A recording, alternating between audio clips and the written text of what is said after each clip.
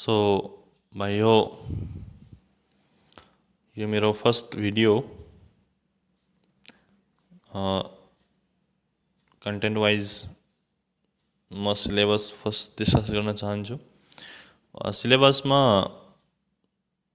पहिले वो फर्स्ट लाइनमा लेखेको छ कि syllabus for soldier general duty. Exam pattern कस्तो हुन्छ यसले हेर्ने। फर्स्ट सब्जेक्ट जेनरल नलेज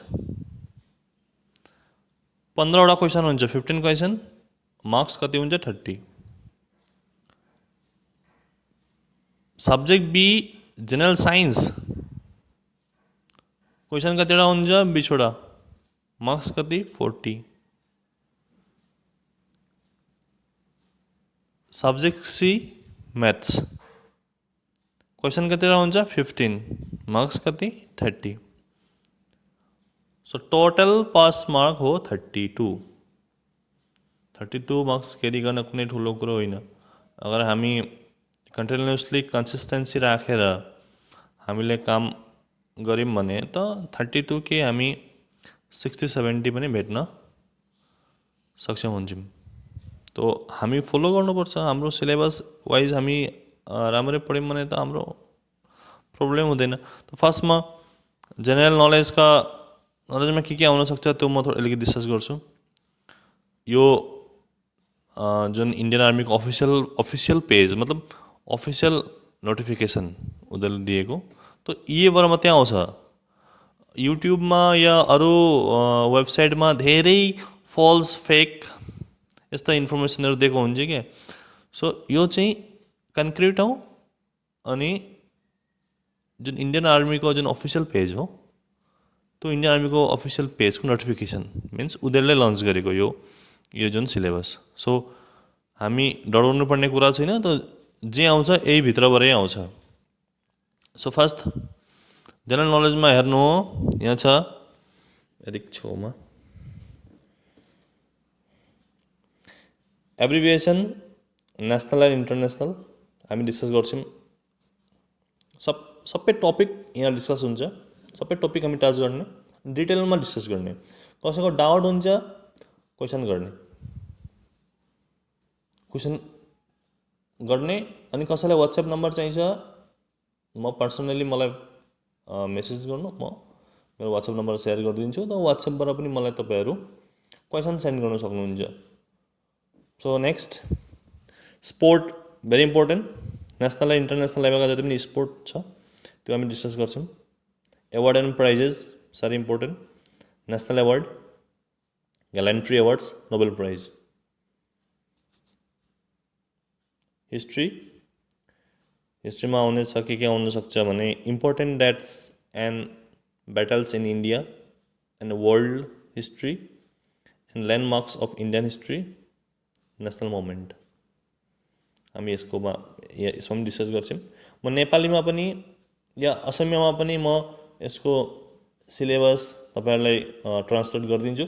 त्यसले के हुन्छ भने हाम्रो के अब आसाममा त नेपाली मिडियम त छैन, 1-2 स्कुल छ, एउटा गुवाहाटीमा छ अनि अर्को यता जागोनमा कता छ भन्ने मैले सुनेको। त बाँकी हामी जति पनि पढ्छौँ म्याक्सिमम आसामिज मिडियम। दुई चारवटा हाम्रो भाइहरू उनीहरू इङ्ग्लिस मिडियम पढ्न सक्छ, बाँकी हाम्रो मिडियम आसामिज छ। तो आसामिजमा पनि डिस्कस हुन्छ। तर जुन म पढाउँछु तपाईँहरूलाई वो नेपालीमा पढाउँछु। म आसामिज टर्म युज गर्छु, आसामिज टर्मिनोलोजी युज गर्छु, तर पढाउँछु म तपाईँहरूलाई नेपालीमा, तर बुझ्न सजिलो हुन्छ। नेक्स्ट जियोग्राफी हेर्नु। जियोग्राफीमा छ solar system, space exploration, the earth, principal peaks, desert, rivers, lakes and famous waterfalls, geographical tallest, biggest and longest etcetera. सबै टपिकमा स्पेसली एउटा भिडियो त बनिन्छ। सबै टपिकमा हरेक टपिक टच हुन्छ यहाँ। जस्तै कि यहाँ सोलर सिस्टम, स्पेस एक्सप्लोरेसन छ, सोलर सिस्टममा एउटा राम्रो भिडियो बनिन्छ।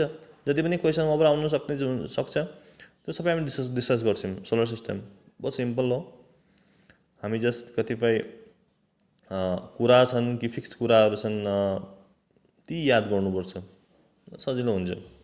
द अर्थ प्रिन्सिपल पिक्स चोटीहरू जस्तो कि माउन्ट एभरेस्ट हो या होइन गड्युनस्टिन हो या कञ्चनजङ्घा, यस्तो खालको पिक्सहरू, हाइएस्ट पिक्सहरू हामी सबै डिस्कस गर्छौँ। टर्मिनोलोजीमा के आउँछ हेर्नु, geographical terms, economic terms, astronomical terms, legal terms and miscellaneous terms. So यो पनि हामी सबै एउटा एउटा गरेर डिस्कस गर्छौँ। नेक्स्ट इभेनोबाट पनि धेरै क्वेसन आउन सक्छ। यहाँ लेखेको छ Indian arm forces, Indian town state UTs, union territory. त्यसपछि हेर्नु institutions and research institutions, international space station and festival of India and world, Indian news agencies and dailies, continents and subcontinents, invention discoveries, environment, the constitutions of India. यति हाम्रो general नलेजमा आउँछ। Vast topic छ, हामी डिटेलमा हामीसँग time छ, time लिएर हामी 6 महिना 4 महिनामा सबै कोर्स कम्प्लिट गर्छौँ। तपाईँहरू राम्ररी डे टु डे पढिराख्नु। नेक्स्ट पेजमा हामी जाउँ। यहाँ छ जिकेको पार्ट अझै छ तपाईँहरूको religious communities and principal languages. इन्डियामा जति पनि ल्याङ्ग्वेजहरू छन् त्यसको कुरा गरेको, अनि मेन रिलिजनहरू के हुन् त्यो सब कुराहरू हुन्छ, हामी डिस्कस गर्छौँ त्यसमा पनि। नेसनल एन्ड इन्टरनेसनल डेज होइन, अब for example very important days छ एउटा 21 जुन। 21 जुन के डे हो भनेर सोध्छ होइन, त्यस्तो खालको क्वेसनहरू हामी त याद गर्नुपर्छ। अनि कमन क्वेसनहरू हुन्छ, आउन चान्स हुन्छ। इन्टरनेसनल अर्गनाइजेसनहरू जति पनि अर्गनाइजेसनहरू छन्, युएनओ भयो, युनेस्को भयो होइन, बुक्स एन्ड अथर, हामी कतिपय इम्पोर्टेन्ट बुक्स, धेरै बुक्स छन् इन्डियामा वर्ल्डमा, सबै बुक्स पढ्दैन। जुन जुन इम्पोर्टेन्टहरू बुक्स हुन्छ, जुन कमन एक्जाममा आउँछ, 10 सालमा जति पनि क्वेसन आइरहेको छ ती हामी डिस्कस गर्छौँ। अरू इम्पोर्टेन्ट बुक्सहरूको डिस्कस गर्छौँ। अनि त्यो कसले लेखेको त्यति मात्रै चाहिन्छ, अरू केही चाहिँदैन। बुक्सको नाम अनि कसले लेखेको, बस त्यही हो। The world of plants and animal, जति पनि इम्पोर्टेन्ट प्लान्ट्स एन्ड एनिमलहरू छन् होइन, त्यसको राम्रो भिडियो बनिन्छ। Current affairs and who's who. Current affairs चाहिँ हामी एक वर्षको या कमन करेन्ट अफेयर्स, क्योंकि बहुत धेरै डिटेलको करेन्ट अफेयर्स पनि सोध्दैन, जुन मेजर करेन्ट अफेयर्सहरू हो त्यो सोध्छ। जस्तै कि अहिले कोभिड चलिरहेको छ, कोभिडलाई लिएर अफकोर्स करेन्ट अफेयर्स बनिन्छ होइन। सपोज सोधिदिन्छ what is the full form of PPE, जुन पिपिई किट डक्टरहरूले लगाउँछ नि होइन, हो त्यो जस्तो खालको सिम्पल सिम्पल क्वेसनहरू।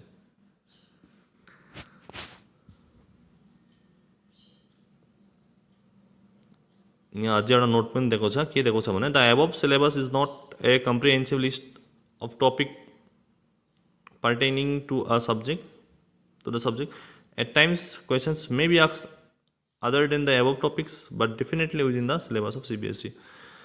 यो यस्तो पनि भनेको छ कि यो कम्प्रिहेन्सिभ डिटेलमा यो सिलेबस छैन, मतलब डिटेलमा नभएर हामी टपिक वाइज टपिक मात्रै हामीलाई देखाउँछौँ।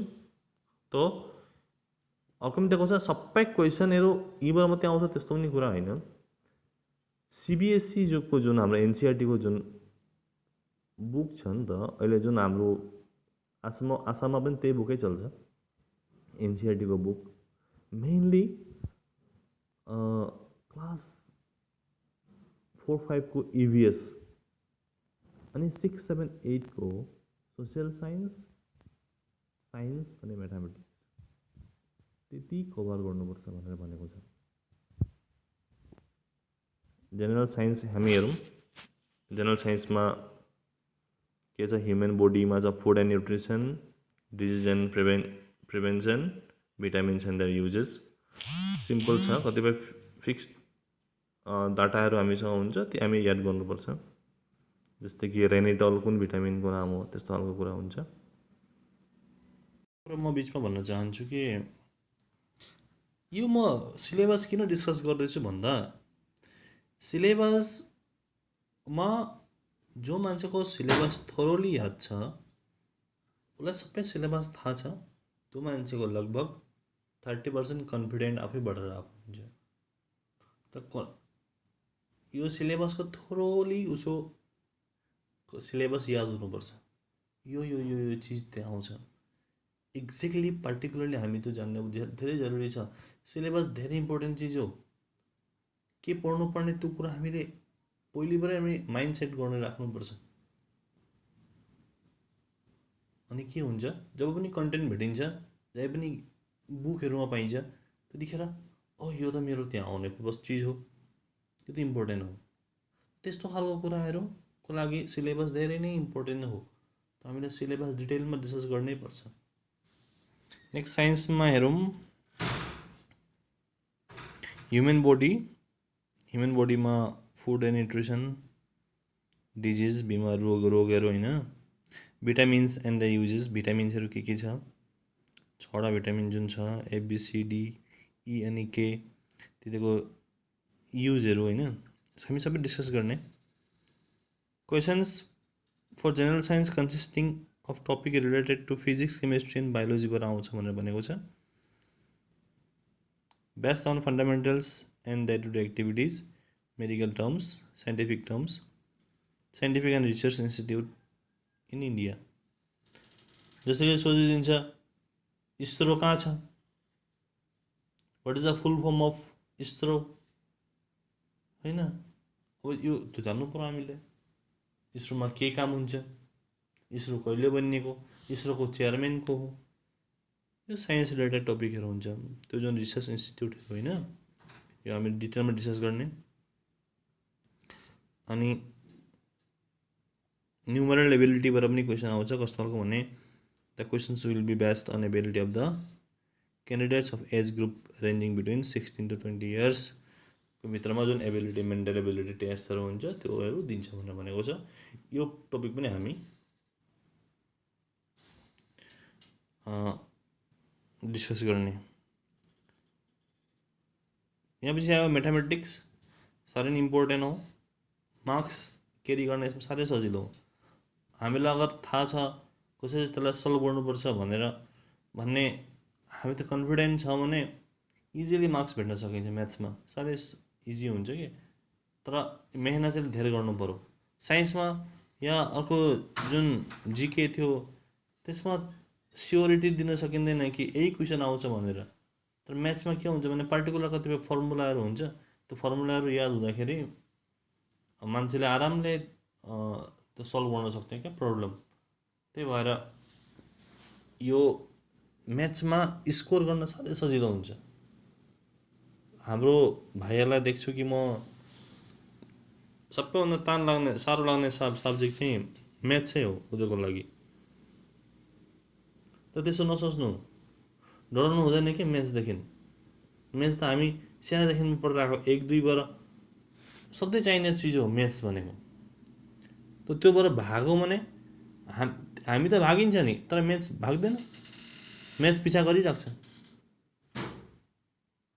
त्यो भाग्न छोडेर त्यसलाई आएर कसरी हुँदो रहेछ त्यो गरिहेर्नु भनेर तर मन बसायो भने त गर्न सकिहाल्छ नि, त्यस्तो कुनै साह्रो छैन।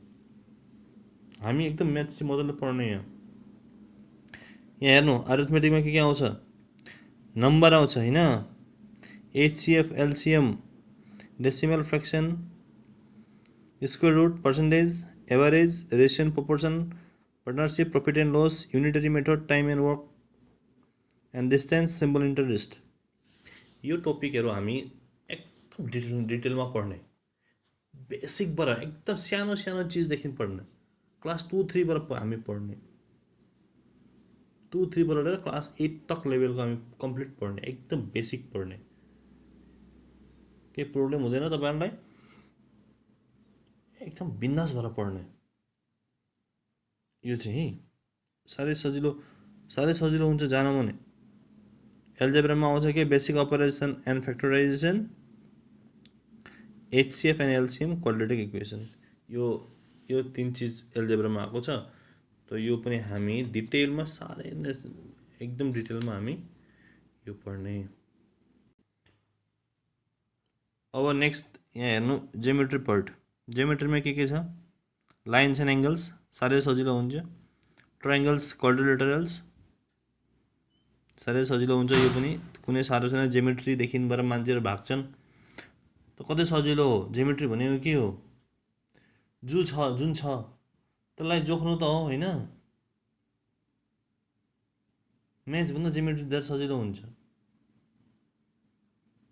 क्यालकुलेसन भन्दा यो ज्योमेट्री जुन एरिथमेटिक एल्जेब्रा भन्दा पनि यो ज्योमेट्री पार्ट चाहिँ साह्रै सजिलो हुन्छ क्या। बुझ्न अलिकति साह्रो, बुझिसकेपछि साह्रै सजिलो। पेरेलोग्राम्स एन्ड सर्कल्स आउँछ अरे, पेरेलोग्राम्स आउँछ अरे। अनि मेन्सुरेसनमा के आउँछ भने यसलाई परिमिति पनि भन्छ असमिसमा। त्यसमा एरिया एन्ड पेरिमिटर्स अफ स्क्वायर साह्रै यो त एकदमै पानी हो। रेक्टेङ्गल्स, पेरेलोग्राम्स एन्ड सर्कल्स यो पनि एउटै खालकै कुरा हो। स्क्वायर अलिक भिन्दै हो, रेक्टेङ्गलको अलिक भिन्दै हुन्छ देख्न, पेरेलोग्राम अलिक भिन्दै हुन्छ, सर्कल अलिकति गोलो हुन्छ त्यो होइन। अनि volume and surface area of cube, cuboids, cone, cylinders and sphere यो चाहिँ अलिक राम्ररी पढ्नुपर्छ। बाँकी धेरै सजिलो हुन्छ। तो सिलेबस मैले यही लागि डिस्कस गरेको पहिले यो इन्डियन आर्मीको सिलेबस हो, अफिसियल जुन सिलेबस हो त्यो यसकै माझबाट आउँछ। हामी NCERTको बुकहरू पनि धेरै फलो गर्नुपर्छ। एकदम बेसिक चिजहरू हामी पढेर जाने, साह्रै राम्ररी पढ्ने, हतार नगर्ने, राम्ररी पढ्ने। त म क्लास स्टार्ट गरौँ भनेर सोच्दैछु।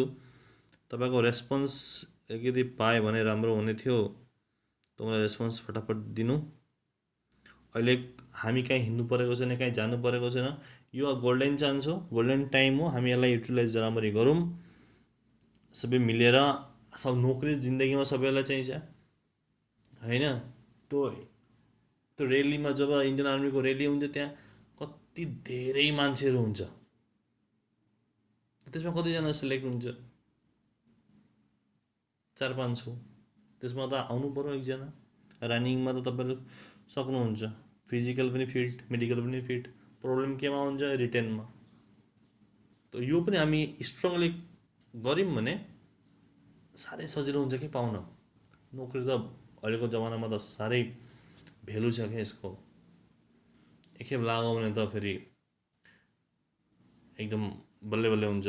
सो हामी स्टार्ट गर्ने, तपाईँको रेस्पोन्स म हेर्छु अनि क्लास स्टार्ट गर्ने सोचेको छु। फर्स्ट चाहिँ म्याथ्सबाट सुरु गरौँ। डेली बेसिसमा एउटा भिडियो अपलोड हुन्छ। तपाईँहरू त्यही अनुसारले पढ्दै जानु होला। धन्यवाद।